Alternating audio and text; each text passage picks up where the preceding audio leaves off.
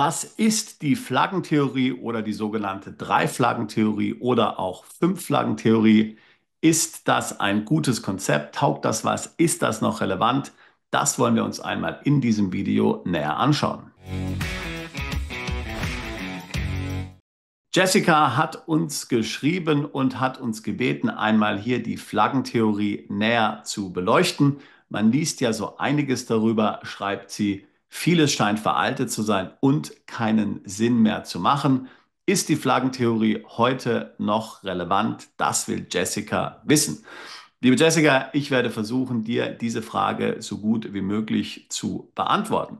Übrigens, wenn auch du eine gute Idee hast für ein solches Video, gerne eine Frage beantwortet haben möchtest, dann lade ich dich ein, uns eine E-Mail zu schicken.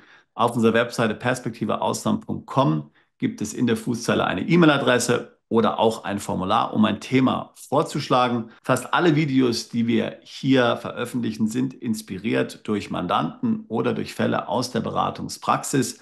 Wenn du einen interessanten Fall hast, den du uns präsentieren möchtest, dann freuen wir uns sehr auf deine Zusendung. Und wenn er eben für viele Menschen interessant ist, so wie diese Frage zur Flaggentheorie, machen wir natürlich gerne ein Video dazu. Wir anonymisieren natürlich auch immer diese Videos. Das heißt, wenn du uns auch hier konkrete Beispiele zu Anbietern oder Angeboten sendest, die du erhalten hast, können wir durchaus ein Video dazu machen, würden dann aber natürlich keine Details zu diesen involvierten Personen nennen, um hier keine rechtlichen Probleme zu bekommen. Nun aber zurück zur Flaggentheorie. Nun, die Flaggentheorie wurde in den 70er und 80er Jahren populär durch den Investmentbanker Harry Schulz. Er publizierte 45 Jahre lang The International Harry Schulz Letter. Dieser wurde vielfach vermarktet per Direct Response Marketing, etwas, das ja sehr populär ist in den USA. Und grundsätzlich sagt die Flaggentheorie, dass man im Grunde genommen seine persönlichen und seine wirtschaftlichen Interessen auf verschiedene Länder aufteilt. Das heißt, man hat in einem Land seinen offiziellen Wohnsitz, in einem anderen Land seine Bankkonten, in einem dritten Land wiederum dann hier möglicherweise Unternehmen. Und jetzt gibt es auch noch weitere Variationen, dass man sagen kann, okay, man hat in einem vierten Land möglicherweise eine Staatsbürgerschaft. Und dann gibt es noch 5 bis n weitere Länder, sogenannte Playgrounds, wo man sich tatsächlich aufhält, so wie man sich eben einen Perpetual Traveler vorstellt. Also ein richtiger James Bond Lifestyle, das hat hier dem Harry Schulz tatsächlich so vorgeschwebt. Seine Idee war grundsätzlich zu sagen, dass wenn man eben seine wirtschaftlichen Interessen auf verschiedene Länder verteilt, dann kann man verhindern, dass die Staaten miteinander sprechen. Dann kann man verhindern, dass ein Staat zu mächtig wird. Dann kann man dafür Sorge tragen, dass das Vermögen geschützt ist. Denn selbst wenn ich jetzt mit dem Staat, wo ich lebe, zum Beispiel in die Haare gerate, weil ich irgendeinen rechtlichen Konflikt habe, kann dieser letztlich nicht mein Vermögen blockieren, denn mein Vermögen ist ja im Ausland in einem ganz anderen Staat. Die Staaten, die ich verwende, um hier meine Flaggen zu pflanzen, das sollen natürlich hauptsächlich Steueroasen sein, steuergünstige Länder sein, damit ich hier den Effekt der Flaggentheorie maximieren kann. Also durchaus ein attraktives Konzept. Die Frage ist eben, ob es heute noch wirklich funktioniert. Nun also in Ansätzen kann man sagen, dass dieses Modell auf jeden Fall sehr attraktiv ist. Wir raten ja schon lange Mandanten dazu, zum Beispiel Konten im Ausland zu eröffnen. Viele Mandanten tun dies bereits in der Schweiz und in Liechtenstein zum Beispiel. Da ist man dann in einer anderen Währung außerhalb der EU und hat somit sicherlich vieles dafür getan, dass das eigene Vermögen geschützt ist gegenüber den Währungsrisiken und den wirtschaftlichen Risiken, die ja zweifellos in der EU existieren. Hättest du zum Beispiel 100.000 Euro Festgeld vor 15 Jahren in der Schweiz angelegt, dann wären es heute 150.000 Euro.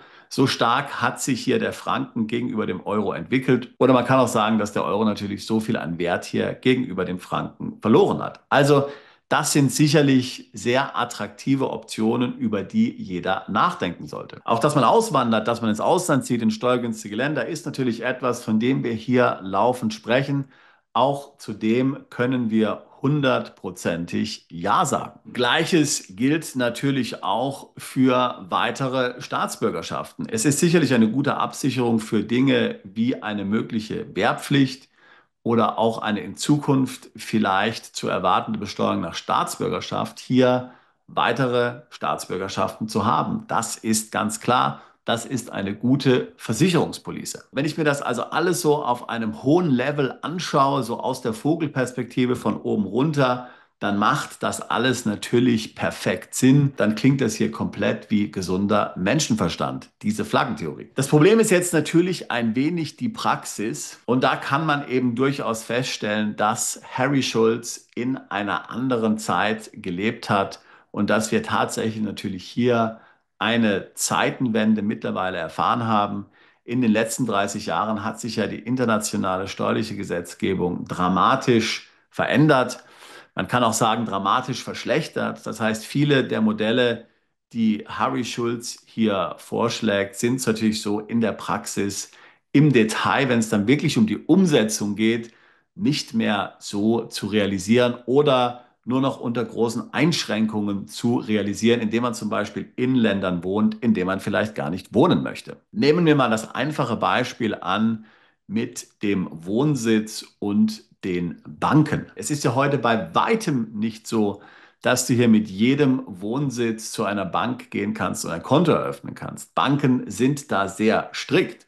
Du musst in ganz bestimmten Ländern wohnen, dass du Konten eröffnen kannst. Ich spreche natürlich hier davon, dass du glaubwürdige Banken verwendest in glaubwürdigen Finanzzentren. Natürlich, wenn du irgendein Konto bei einer Provinzbank in der Dominikanischen Republik oder in Burkina Faso haben willst, okay, sicher, wenn du dort deine Millionen parken willst, die meisten unserer Mandanten wollen das nicht, ja.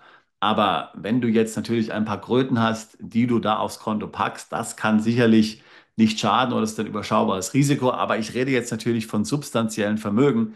Die würdest du natürlich als jemand mit gesundem Menschenverstand nicht bei einer solchen Bank parken. Das heißt, du bist auf Banken angewiesen, die sich in renommierten Finanzzentren befinden und damit bist du der Compliance ausgesetzt. HSBC bietet hier einen solchen sogenannten Expat-Account an. Das ist ein Offshore-Bankkonto. Die Filiale, die sich hier um diese Konten kümmert, ist in Jersey, also einer der Kanalinseln im englischen Kanal. Und jetzt schauen wir uns doch mal an, was hier auf dem Kontoeröffnungsantrag so in puncto Ländern nicht möglich ist.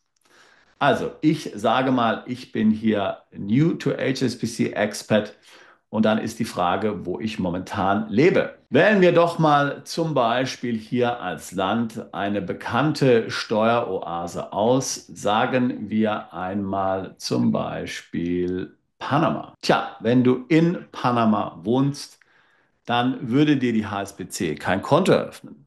Gut, jetzt können wir argumentieren, Panama ist ja auf der schwarzen Liste der FATF. Kein Wunder also, dass die Bank da kein Konto eröffnet. Probieren wir ein anderes Land. Probieren wir zum Beispiel Paraguay. Paraguay ist ja bekanntlich auf keiner schwarzen Liste oder grauen Liste. Tja, auch mit einem Wohnsitz in Paraguay könntest du kein Konto bei der HSBC eröffnen. Und ich habe das Gefühl, dass das bei vielen Banken ähnlich wäre. Nehmen wir ein anderes Land. Nehmen wir zum Beispiel Tansania. Du weißt ja wahrscheinlich, wenn du diesem Kanal folgst, wir reisen ja immer wieder mit Mandanten nach Tansania, nach Sansibar. Ein sehr attraktiver Wohnort aus steuerlicher Sicht gesehen. Für ein kleines Immobilieninvestment ungefähr 100.000 Euro bekommst du dort eine lebenslange Ansässigkeitserlaubnis und Auslandseinkünfte sind steuerfrei. Schauen wir uns einmal Tansania an, würde HSBC ein Konto aufmachen, wenn ich in Sansibar wohne. Auch hier macht mir HSBC leider kein Konto auf. Jetzt sagst du vielleicht, okay, das ist HSBC, aber ich kann dir sagen, es ist nicht so. Wir eröffnen seit 20 Jahren Konten für Mandanten in aller Herren Länder und es ist extrem schwierig geworden, heutzutage hier brauchbare Konten zu eröffnen. Es ist mühselig, es ist umfangreich. Man muss viele Nachweise hier einreichen und eben gerade wenn du in Steueroasen lebst, dann kann das mitunter schwierig sein, wenn diese Steueroasen einen gewissen Ruf haben, sage ich jetzt mal. Ich möchte das Ganze auch mal hier visualisieren auf einer Karte, diesmal auf der Webseite einer anderen Bank. Hier ist Setchel, das ist eine Online-Bank in Litauen. Und du kannst die ganzen blacklisted Länder hier sehen. Also alles, was rot ist, das akzeptieren sie nicht als Wohnsitzland. Dabei unter anderem so beliebte Länder wie Mauritius, ist ja auch bekannt als Steueroase, hat auch zum Beispiel ein interessantes Programm für Ruheständler, die dorthin auswandern wollen. Barbados ebenfalls eine sehr attraktive Jurisdiktion in der Karibik, ebenso wie zum Beispiel die Cayman Islands. Die Cayman Islands könnte man ja sagen, sind ein britisches Gebiet, sind eine Top-Jurisdiction, aber es wird hier keine Kontoeröffnung möglich sein, wenn du auf den Cayman Islands wohnst. So, das sind jetzt nur zwei Beispiele und hier wird es jetzt dann eben mit der Flaggentheorie kompliziert. Also grundsätzlich stimmt das natürlich, Kontoeröffnung in einem Land, Wohnsitz in einem anderen Land, aber in der Praxis dann hier die richtige Kombi zu finden, das ist viel schwieriger als gesagt. Befassen wir uns noch mit einem anderen Aspekt der Flaggentheorie, dass man nämlich ein Unternehmen hat, das nicht am eigenen Wohnsitzstaat ansässig ist, dass man dann sozusagen vom Wohnsitzstaat leiten kann, wo man dann hier Wertschöpfung erbringt und dieses Unternehmen wäre dann aber nicht im Wohnsitzstaat steuerpflichtig. Also nehmen wir als Beispiel Dubai, die Vereinigten Arabischen Emirate. Dort gibt es ja seit kurzem eine Körperschaftssteuer. Jetzt könnte ich ja meinen, dass ich einfach eine US-LLC gründen kann, bekanntlich ja eine steuerfreie Gesellschaft, dann einfach mein Business sozusagen aus den UAE leiten kann, aber die Aktivität ist irgendwie außerhalb der UAE und damit habe ich dann keine Steuerpflicht. Also so ganz nach dem Vorbild letztlich der Flaggentheorie. Aber das ist natürlich leider auch nicht so. Schauen wir uns einmal hier den entsprechenden Gesetzestext der Vereinigten Arabischen Emirate an. Hier also ein Dokument der Steuerbehörde aus den Vereinigten Arabischen Emiraten. Die Frage ist, wann gilt also ein Unternehmen als steueransässig? Wann muss ein Unternehmen die 9% Körperschaftssteuer bezahlen? Hier wird also definiert, dass die folgenden natürlichen und juristischen Personen steuerlich ansässig sind in den UAE im Sinne des Gesetzes. Zunächst mal Personen, die dort gegründet wurden und ihren Registersitz haben. Nun wird es aber interessant. Eine juristische Person, die in einem anderen Land gegründet wurde und in einem anderen Land den Registersitz hat, aber die effectively managed and controlled in den UAE wird, wo Sitz der geschäftlichen Oberleitung, also die UAE sind, die ist ebenfalls dort steuerpflichtig. Das heißt also, wenn du eine LLC betreibst aus Dubai, dann musst du die in Dubai steuerlich anmelden und dort die Steuern bezahlen oder wenigstens eine Steuererklärung einreichen, Buchhaltung machen und so weiter. Vielfach sind ja keine Steuern zu bezahlen, weil die Freibeträge so großzügig sind. Natürlich kannst du jetzt sagen, wer kriegt das raus? So kein Kläger, da kein Richter. Klar, ich meine, so kann man immer argumentieren.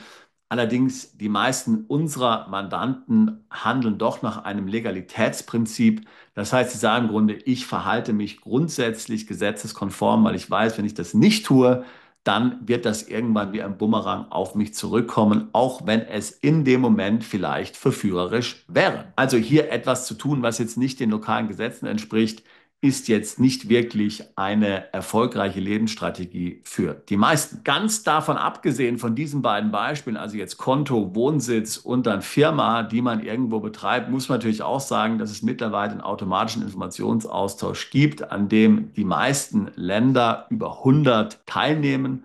Das heißt, auch hier müsste man sich dann entsprechend so positionieren, dass man nicht darunter fällt. Denn, wie gesagt, ich hatte ja vorhin gesagt, eine der Prinzipien der Flaggentheorie ist, dass die verschiedenen Staaten nicht mitbekommen, wer was wirklich macht. Und dem entspricht natürlich der Informationsaustausch überhaupt nicht. Und übrigens haben ja insbesondere deutsche Staatsbürger auch immer das Problem, dass es noch die sogenannte erweiterte beschränkte Steuerpflicht gibt. Denn wenn du tatsächlich gewerbliche Einkünfte betreibst, das heißt, wenn du zum Beispiel Berater bist, E-Commerce machst, irgendwie sowas, und du hast keine Betriebsstätte. Ja, das heißt, du machst das über eine Briefkastengesellschaft und du hast möglicherweise auch keinen Wohnsitz und du hast nirgendwo, wo du dazu Steuererklärung einreichst, sind ja solche Einkünfte sowieso noch für 10 Jahre lang in Deutschland steuerpflichtig.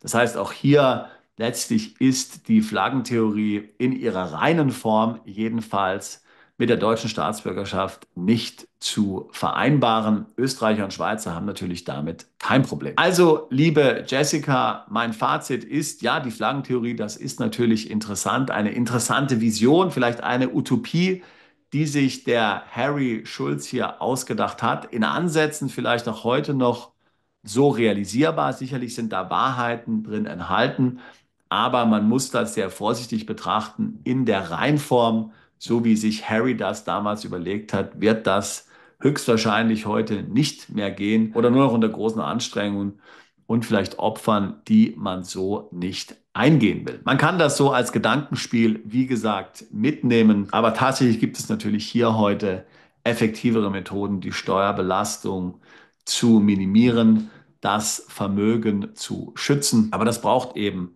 eine gewisse Planung. Das Ganze ist eben komplex, weil es eben hier auf viele Parameter ankommt, wie ich dir das ja anhand der Banken und Wohnsitzstaaten erklärt habe. Ich hoffe, dir damit geholfen zu haben, Jessica. Alle anderen, die sich für dieses Thema interessieren, die sich dafür interessieren, ins Ausland umzuziehen, Steuern zu sparen, ihr Vermögen zu schützen. Ich würde mich freuen, mit dir ein Beratungsgespräch zu führen.